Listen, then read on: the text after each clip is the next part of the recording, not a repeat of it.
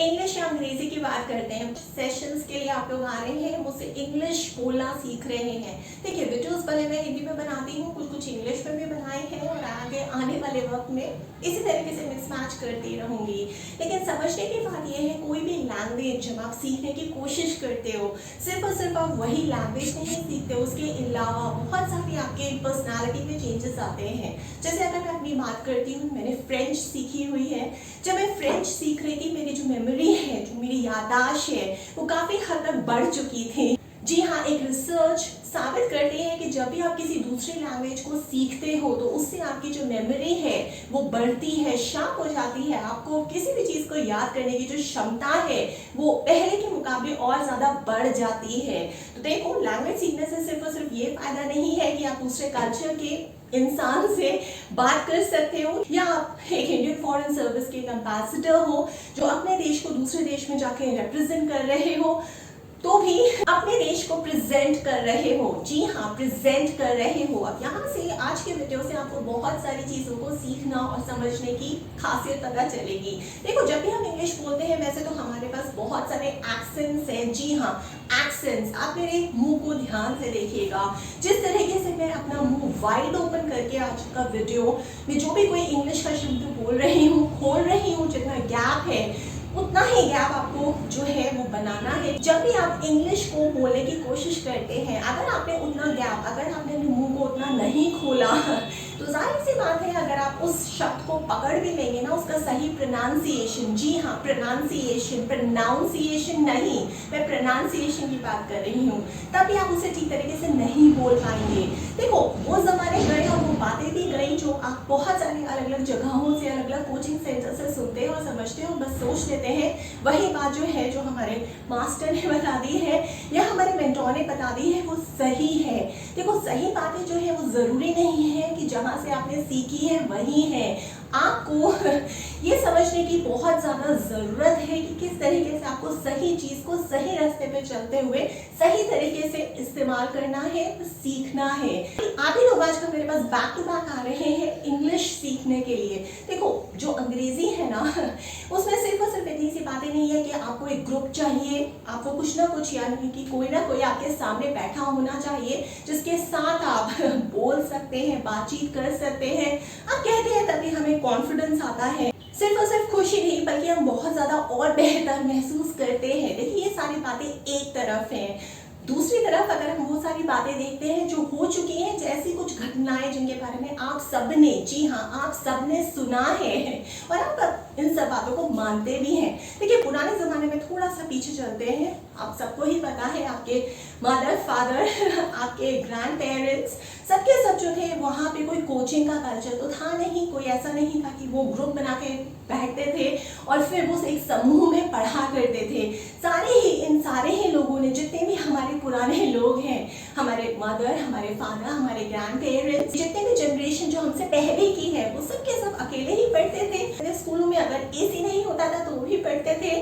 अगर इन लोगों को, यानी कि हमारे फादर, हमारे मदर या हमारे ग्रैंड पेरेंट्स को या हमारे ग्रैनीज को, यानी हमारे माँ बाप को, हमारे दादा दादी, नाना नानी, इन सबको तो पढ़ाने वाला कोई होता भी नहीं था, तो भी ये खुद ही समझ के अपना दिमाग खुद ही लगा के, इस्तेमाल करके उस चीज़ को सीख जाते थे।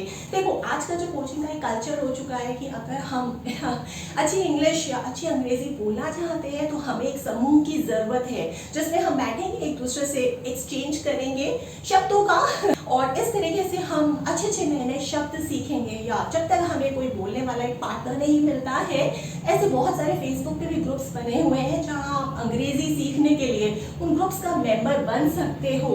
देखिए, मेरा ये मानना है कि उन ग्रुप्स का मेंबर बनने से, किसी भी कोचिंग इंस्टीट्यूट का एक हिस्सा बनने से अंग्रेजी सीखना आप नहीं कभी भी सीख पाओगे सही तरीके से। देखो, अंग्रेजी या कोई भी और सब्जेक्ट ले लो, कोई भी और भाषा ले लो, कुछ भी ले लो ज़िंदगी में, ये बात हमेशा ध्यान रखना और हमेशा याद रखना, कुछ भी सीखना है ना ज़िंदगी में, आप अपनी ट्रेनिंग, आप अपने आप को ट्रेन खुद ही कर सकते हो। जैसे हमसे जो पहली जनरेशन थी, हमारे पापा मम्मी नाना नानी दादा दादी उन्होंने खुद ही अपने आप को ट्रेन किया और उसके बाद ट्रेन करने के बाद बस एक मुकाम ऐसा आ जाता है कि आप उसी ट्रेनिंग में इस तरीके से बहुत अच्छी तरीके से ढल जाते हो कि फिर आपको कोई आपस में बात करने वाला नहीं चाहिए होता है। वो कॉन्फिडेंस लाने के लिए, वो बेहतरी लाने के लिए आपकी लैंग्वेज में आप खुद ही फ्लो में बोलना शुरू कर देते हो। वैसा उन्होंने भी किया। इसके अलावा एकलव्य को कौन नहीं जानता, द्रोणाचार्य को कौन नहीं जानता। जी हाँ, द्रोणाचार्य ने भी एकलव्य को शिक्षा देने से मना कर दिया था, लेकिन फिर भी एकलव्य ने प्रैक्टिस कर करके जो धनुष की विद्या है वो सीख ली थी। तो इन सारे एग्जाम्पल्स से हमें क्या पता चलता है, सारे एग्जाम्पल्स मैं आपको क्यों दे रही हूँ, जो आपको ऑलरेडी पता है। मैं इसलिए दे रही हूँ कि जब भी आपको इंग्लिश में, जैसे ठीक है आपको सिर्फ पढ़ने से, किसी कोचिंग इंस्टीट्यूट का हिस्सा बनने से, या किसी समूह या ग्रुप का या किसी पार्टनर के साथ बात करने से अंग्रेजी नहीं आती है। आप बात जो है वो अपने आप से भी कर सकते हैं। घर में हर दिन 20 से 25 मिनट अकेले बैठिए, अपना इंटरव्यू खुद को दीजिए। जरूरी नहीं आपका इंटरव्यू लेने वाला कोई शख्स होना चाहिए सामने बैठा हुआ। अगर कोई नहीं भी है तो मान लीजिए कि आपके सामने कोई बैठा है, आपसे कोई सवाल पूछ रहा है और बस आप उस सवाल का जवाब देते रहिए। इस तरीके से 20-25 मिनट निरंतर हर दिन अगर आप ये चीज़ करेंगे, आपकी ट्रेनिंग आप खुद ही ले रहे हैं। अब जैसे अगर मैं बोलूं कि आप आई है, सब्जेक्ट वर्ब अग्रीमेंट में आते हैं, जैसे कि आई है, आई के साथ मैं डज इस्तेमाल कर सकता हूँ या डू इस्तेमाल करना है। इसी तरीके से अगर मैं बात करूँ कि इंग्लिश आप कौन सी वाली सीखना चाहते हो, बहुत सारे हमारे पास एक्सेंट्स हैं। जैसे यूएस में भी अंग्रेजी बोली जाती है, यूके में भी अंग्रेजी बोली जाती है, ऑस्ट्रेलिया में भी अंग्रेजी बोली जाती है। बहुत सारे ऐसे देश हैं पूरी दुनिया में जहां आज के समय में और बहुत सालों से अंग्रेजी बोली जा रही है। देखो, मैं आपको सिर्फ इतना बोलूंगी कि जहां से जो लैंग्वेज ओरिजिनेट हुई है, अगर आप उसके बहुत करीब तक भी जा पाओगे ना, यानी कि आपने काफी हद तक सही तरीके से काम कर लिया है। इस तरीके से अंग्रेजी बोलते हो जो जिस देश से ओरिजिनेट हुई है, तो आप बहुत करीब पहुंच रहे हो सही इंग्लिश बोलने के। जैसे हम में से कई लोग हैं, आप मेरे पास आते हैं सेशंस के लिए, और ये सिर्फ और सिर्फ स्टूडेंट्स के लिए वीडियो नहीं है। ये बड़े बड़े पोस्ट पे भी मैनेजर्स हैं, सीनियर मैनेजर्स हैं, डायरेक्टर्स हैं, वाइस प्रेसिडेंट्स हैं, सीईओज हैं, जिससे मैं आए दिन निरंतर सेशंस लेती रहती हूँ। देखिए, आप लोग बहुत जो एक छोटी छोटी मिस्टेक्स करते हैं जब भी हम इंग्लिश की बातें करते हैं। देखिए, कुछ छोटी छोटी गलतियाँ हैं जो आपको पता होनी चाहिए। कुछ ऐसे ऐसे शब्दों को इस्तेमाल करते हैं, उनके प्रोनाउंसिएशन कुछ इस तरीके से होते हैं, वो किसी भी एक्सेंट में फिट नहीं होते हैं, वो किसी भी देश में उस तरीके से नहीं बोले जाते हैं। आपको ये पता ही नहीं है। इंग्लिश जो है ना, वो हर एक देश में जाके उस तरीके के एक्सेंट से ढल जाती है।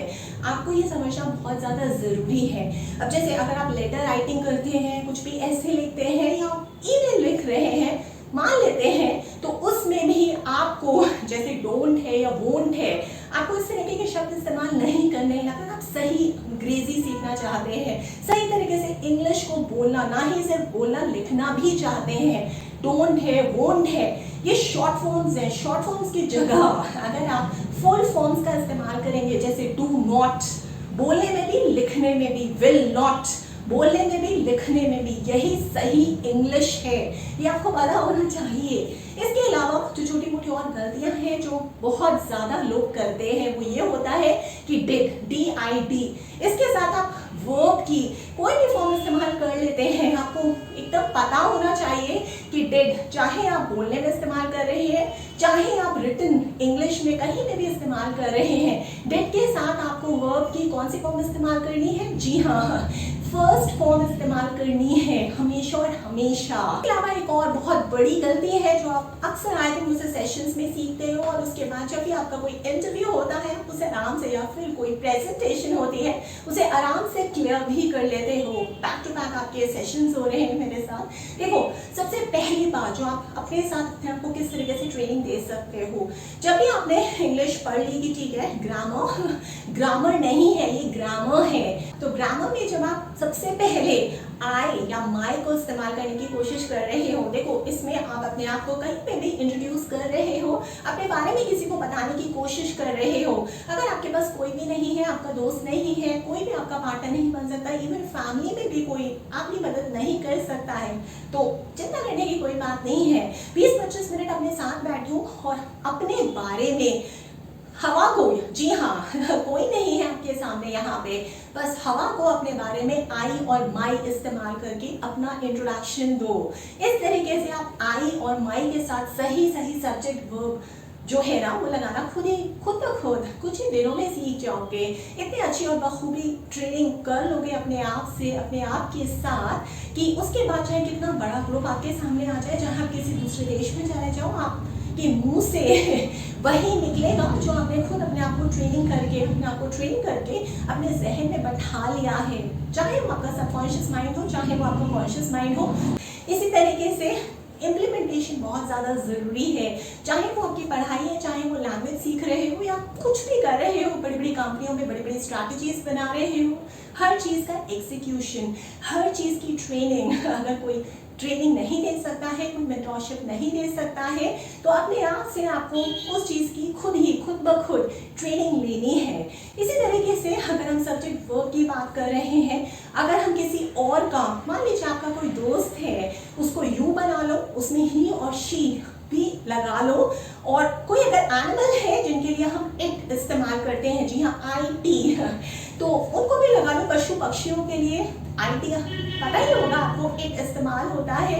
तो इस तरीके से किसी पक्षी का इंट्रोडक्शन दे दो, जी हाँ उसी हवा को। अब आपके पास कोई नहीं बैठा है आपको ये ट्रेनिंग देने के लिए। इसी तरीके से यहाँ पे जब आप किसी अपने दोस्त का इंट्रोडक्शन दे रहे हो, या अपने किसी पेट का या किसी पशु पक्षी का इंट्रोडक्शन दे रहे हो, तो वहां पे आप यू, ही, शी, इट, इन चारों का ही सब्जेक्ट वर्ब जो अग्रीमेंट होता है उसको सही तरीके से इस्तेमाल करने का आप खुद ही कॉन्फिडेंस गेन कर लेते हो, बिना किसी के मदद के, बिना किसी के हेल्प के। जी हाँ, यहीं पे मैं आखिरी बात ये बोलना चाहूंगी कि इसी तरीके से ग्रुप ले लो। बहुत सारे अलग अलग फेसबुक पे आप ग्रुप्स के पार्टिसिपेंट हो, आप उसमें हिस्सा लेते हो, किसी ना किसी ग्रुप के तो मेंबर हो गए आप, किसी ना किसी सोशल मीडिया अकाउंट पे या सोशल मीडिया प्लेटफॉर्म पे। जैसे मान लो कि अगर आप लिंक्डइन पे हो, तो लिंक्डइन में भी बहुत सारे ग्रुप्स होते हैं जिसके आप मेंबर जरूर होंगे।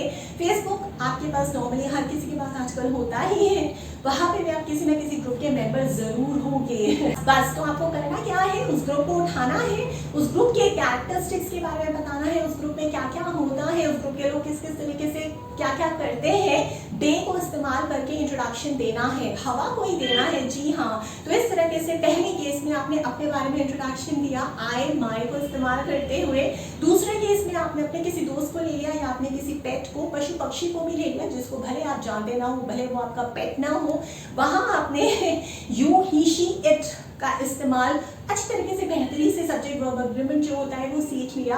और तीसरे केस में आपने दे, एक ग्रुप उठा लिया जो आपको बड़ा अच्छा लगता है, जिसके आप मेंबर भी हो और उस ग्रुप के बारे में आप बता रहे हो, उस ग्रुप के लोगों को एड्रेस कर रहे हो दे से, ठीक है।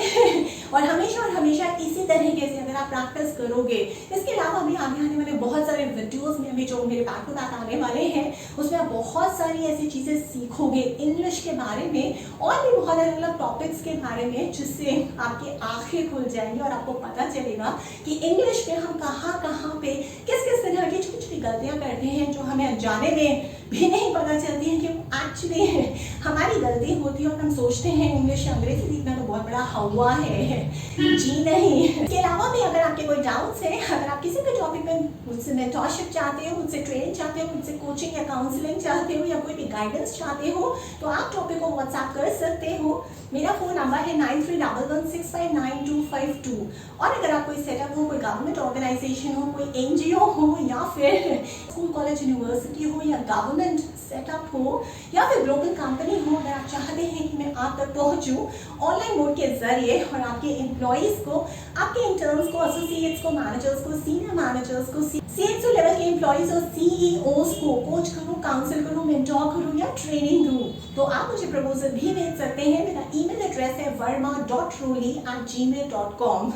और हाँ, एक बात मुझे और कहनी थी, आपके जितने भी सवाल हैं मैं पहले कुछ वीडियोस में भी बता चुकी हूँ, वो सारे के सारे सवाल मुझसे व्हाट्सएप पे पूछ सकते हैं। बहुत आसान है, मुझे बस अपना सवाल व्हाट्सएप करिए और आपके पास जवाब मेरा पहुंच जाएगा। नहीं तो मेरी टीम आपको जरूर अप्रोच करेगी जवाबों के साथ।